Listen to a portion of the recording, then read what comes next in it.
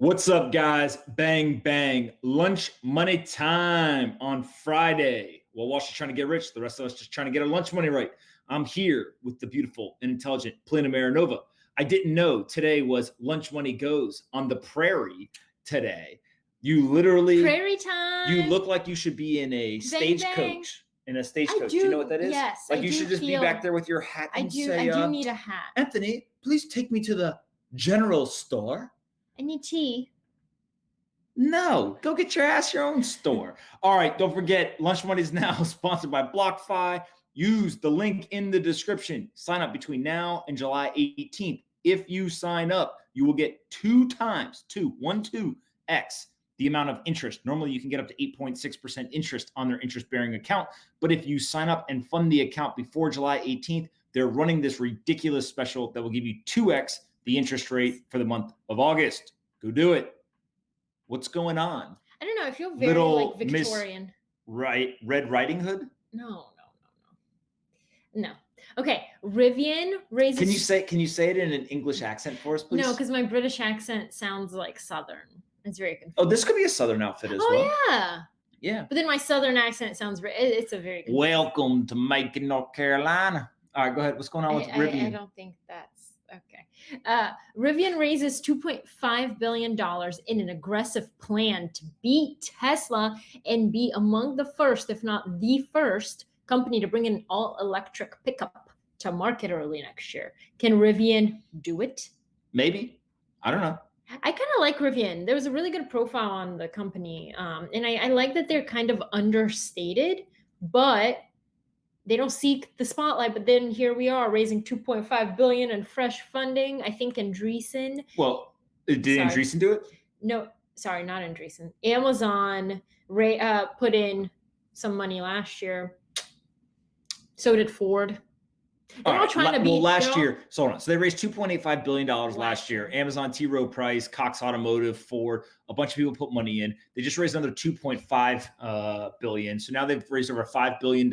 It's an automaker. It's really, really, really hard to start a car company. Can I have a question? Yes. Do we think that Cox Automotive and Ford and Amazon, do we think everybody's just trying to team up to beat Tesla? To some degree, sure. But you have to remember, like, first you got to be able to produce the cars. As we see with Tesla, like, it's really hard to do. Tesla has done it. Tesla also has the brand. But to me, the more interesting thing around this, whether it's Nikola, which is another electric car company, it's Tesla, right? I don't know why they had to choose their last name and first name, or Rivian, is at the end of the day, what really ends up happening is electric vehicles are here to stay. Like, this is the future, right? The gas guzzling cars of yesteryear are going to go away. Yesteryear. Yeah, you guys where like I come from. Yeah, well, you do look like that. Like, what's your horse's name? And so I just think that, like, raising billions of dollars is necessary in order to make this work. And we'll see what happens. Like, it's pretty cool how they think that they can do it. And the other thing too is, like, Amazon's already pre-ordered 100,000 of these from Rivian. Is that just for Bezos? I see you, Jeff. No, it's for the logistics stuff. I will say though, I think a horse and carriage, what did you call me? A stagecoach is much more efficient than any of these vehicles. Okay. If somebody had asked, what's the saying? If somebody had asked, if Henry Ford had asked what do customers want, they would have said a faster horse. Yeah. Instead, I think this is the future. So I think the big race is going to be how long does it take Tesla to get to the pickup truck? They're going with the Cybertruck. The Cybertruck's fucking dope. Why is a pickup truck such a big deal? Is it because, like, it guzzles just a lot of gas and it's hard to make?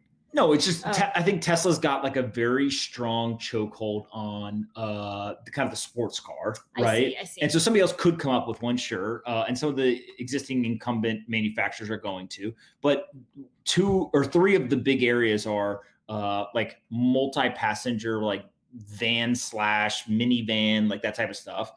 Pickup trucks. Because pickup trucks, obviously, Ford F-150 is one of the best-selling cars of the entire car industry, right? Because it's got so many use cases. And the other one is 18-wheelers, right? And kind of very large type things there. And so if you want to sell a lot of cars, one of the best places to do is to target the pickup truck. Man, if you can crack the soccer mom van situation, I think you win. I actually don't think that's as big of a market as the pickup Really? truck. If I remember correctly, and I may be wrong, somebody correct me in the comments if I am, but I believe that the Ford F-150 is the best-selling car in America. Ford F-150. Which is a pickup truck. Okay. I have a question. I see a lot of pickup trucks in the South, and they're driven by a lot of, Southern men. Do we think they're gonna want this sleek ass, like cool, luxurious? They are going hunting. They don't want this. Yes, they do. How do you know? Because they're gonna like it. You think? Yeah, people like nice things. They like shiny things. Yeah, but when you go hunting, you don't want to go hunting this. That's fine. Well, you can have your little hunting beater truck, and then you can have this. That's fine. What's going on with Quibi? Are they out of money yet? Okay, so Quibi, the short form video app founded by Jeffrey Katzenberg and Meg Whitman, has retained just 8% of customers who signed up for a 90-day free trial, according to a new research study. Now, it's important because Quibi immediately came out with a press release saying that the number of paid subscribers is incorrect by an order of magnitude, pushing back on the data, and they added that over 5.6 million people have downloaded the Quibi app, as opposed to Sensor Tower's 4.5 million estimate. What do we tell you guys? I've been saying this for years. When you raise too much money, you can kill yourself as a business because you don't know if you have product market fit. They don't have product market fit. This is what they did. They didn't even test it. They incentivized people to download it on these free trials. They got 5 million people to download it. By the way, that's not that much, but they claim victory. They got 5 million people to download this thing. When they did that, only 8% of people stayed. 92% of people did not convert. To give you an idea, I would be really impressed if they converted 50%. That would be 50 or more percent of the free trial would be like, okay, they got a shot and they can optimize and get it up to 60, 70, 80%. Average, in my opinion, would be kind of 25 to 35, maybe 40%. That would be kind of, okay, this is down the fairway. 8%, there's only one word to describe 8% conversion of a free trial. Pathetic. Pathetic. If I woke up tomorrow and 92% of my profile subscribers were gone, I'd be like, what have I done? Yeah, well, it's obvious that you gave them a free trial, they tried your product, and they left. So 92% of people think it's not worth paying for. There's not product market fit. And they're just lighting money on fire, lighting billions of dollars on fire, and it's not going to work. This was the easiest thing in the world to tell. One of my favorite stories that I've heard is during the development time, at one point, Jeffrey Katzenberg was talking internally at the company about Jane Fonda workout videos. And he basically how they're so popular. Yeah. And he was talking about all of this content, and the young people that work there were like, dude, are you on the internet? Like, TikTok is hot, right? Like he hates the TikTok comparison. Don't compare Quibi to TikTok. It's not a comparison. TikTok has mopped the floor with Quibi. Quibi couldn't even go get TikTok's food and rub its feet. Everything about Quibi is just so old school. The name Quibi, quick bites. Okay. I don't know. I just think it's because you have people who are out of touch with reality, who are trying to do this. This is the equivalent. Today, there's two types of marketing that happens. There's the Mad Men style. Let's put on our suits and ties and go back in the room, and we'll smoke our cigars and drink our whiskey. And I will be so smart that I will come up with the ad campaign that will take over the world. Yeah. Or you have people who say, yo, I'm not that smart, but watch this. I'm going to create 100 different variations of ads. I'm going to put them on Facebook. I'm going to put all this little spend behind them, and I'm going to let the crowd tell me what the best ad is. And when I see one of them working better than the rest, I'm going to shut all the other ads off, and I'm going to slam as much of my ad spend behind that one ad, and I'm going to convert a bunch of people.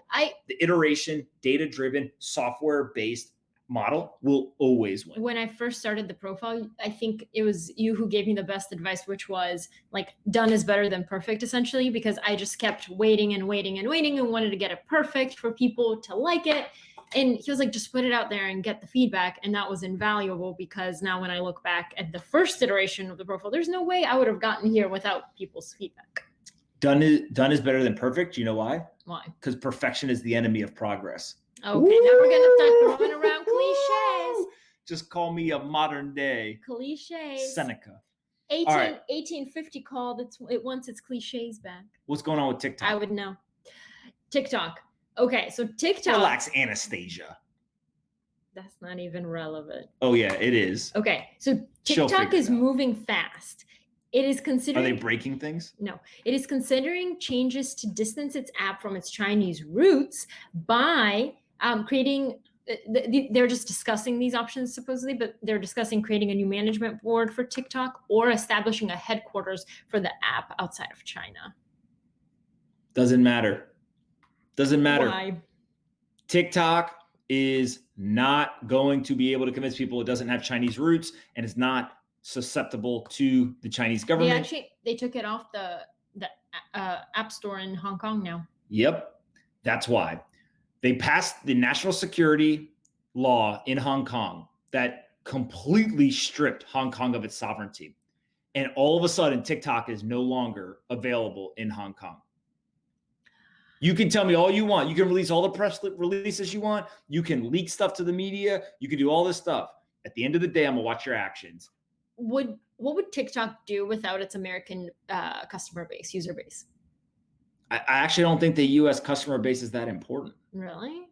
Like, it's important in the sense that I think Charlie D'Amelio, who is the they're all American. Yeah, they have very large audiences. But from a user base standpoint, like India just banned it and had 200 million TikTok users. Wow. So that would be like 2 out of every 3 people in the United States, every single person, man, woman, child, elderly, etc., having TikTok on their phone, right? And so the U.S. on an aggregate numbers basis for an app that has almost 2 billion people who've downloaded it, the U.S. is pretty small to other places. But Charlie D'Amelio, Dixie the content, D'Amelio, yes, Lil Honey, all those people. A lot of the most famous stars are American. And so we'll see what happens. But at the end of the day, a very smart move they did was they hired the guy from Disney to come in and be the CEO of TikTok. Of course, they now have an American dude running TikTok who comes from Disney. Are you yawning? Do you need to take a nap? Would you like to go out into the sun on your stagecoach and take a nap? You didn't finish your costume. You should put a hat on. By the way, I'm still trying to figure out if this is like a costume and it's supposed to be funny, or is she like legitimately going to wear this today? Thing. Oh, this is like your real outfit for the day? Where am I going to go? It's only you who's going to see me. So enjoy this. Yeah, well, we're going to make sure this outfit never leaves the house. I can't be seen on the street with somebody. They're going to think I'm a time traveler. Like, what the hell? All right, what's going on with the robot butchers? Long TikTok, short Quibi. Robot butchers. So butchers or butchers? What did I say? Butchers. How do you say it? Butchers. Butchers? Butchers. Yeah, butchers. Ma'am, you're going to have to let us look at the robot butchers here. We can't be having these machines cutting up all these animals. The animals got to have a say in their own lives. Come on, let's go. What's going on? Okay, and you're making fun of me. Okay, so you know how we talk about how COVID accelerated a lot of trends that were already happening? Tyson is now turning to robot butchers, spurred by COVID, and it's speeding meat packers' shift from human meat cutters to automated ones, but machines can't yet match people's ability. Is it because of the precision and, That's going to change very quickly. I agree. Manufacturing and supply chain is all going to get robots. And what ends up happening is the U.S. economy chased efficiency and gave up resiliency, meaning that we want to be as efficient as possible, but it left us susceptible to a whole bunch of things, both in terms of relying on other countries for supply chain and manufacturing, and also, are you yawning again? We're going to have a yawn jar, and she's going to have to put tips into it. You're not very exciting. Make it exciting. That's fine. Well, the robots will cut you up, and they're practicing right now. And so what's going to end up happening is, in order to get a more resilient supply chain and manufacturing, we're going to have to bring things back on shore. We're going to have to reinvest in a bunch of American manufacturing, all this kind of stuff. One of the things would be Tyson Foods and what they're doing. But ultimately, American labor is really expensive. And so what you're going to see is you're going to have to capture the deflationary nature of robotics and technology, and you're going to start replacing the American worker with robotics. So, yeah, at the beginning, they're not going to be as good as the humans, but that's just give it a little time. What's interesting is that a lot of the designers designing these robots are coming from the auto industry, Which makes sense because that's a highly precision heavy, what do you call it? Dexterous thing to make auto parts. So can you imagine a robot with knives being like, we just gotta like cut it up like that and then slice it up like this. do we think, have you ever seen the one of Gordon Ramsay? There's a video online of Gordon Ramsay. He's got a blindfold on and he walks up to a chicken, like a full chicken, and he blindfolded takes a knife and there's a very specific way to like break down the chicken into all the different parts, and he does it blindfolded, like super quick. You think a robot can do that? I don't think so. What's going on with the inventors? Inventor. So inventors. A 12-year-old girl won a $20,000 prize for creating an alarm to prevent hot car deaths. So when she was 10 years old, she was really alarmed by all these kids being left in hot cars. And she said, it's not even just about negligent parents. It's just, it was happening way too often. And she said, at first I thought about raising money for the families, but that wouldn't fix the problem. I wanted to invent something that could prevent the deaths from happening. So she created a device that is triggered when it senses the weight of the child and the temperature setting reaches over 102 Fahrenheit. Anyway, she did it. 2 years. Look at that. So I have two thoughts on this that are actually opposing views. One, this is cool. I'm glad she did this. Two, technically, it doesn't seem to be that difficult, in the sense of when you first told me that somebody created it, the first thing I thought was, okay, you need two core components. You need something that detects whether the car seat has a baby in it or not, and then you need something that detects temperature. Okay.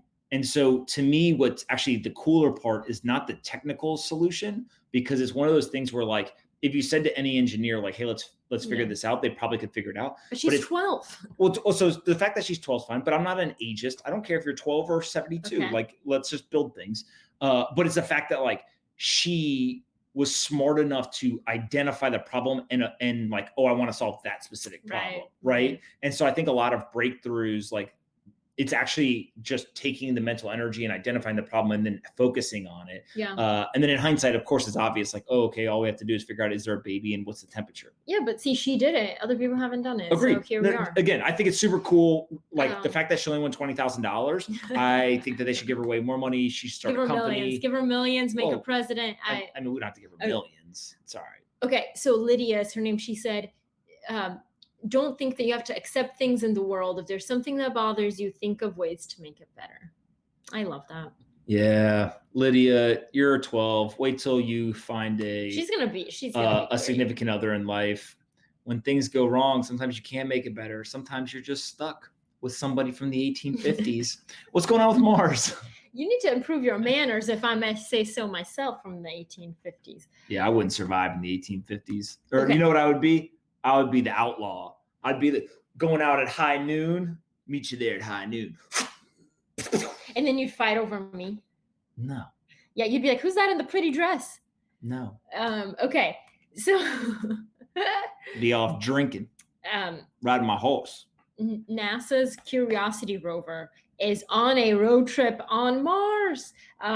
It is climbing farther up a mountain to learn more about the planet's history and whether it could have been habitable for microbial life in its ancient past. There's water on Mars. Are we still on Mars? I didn't know that thing was still up there. Mars rover.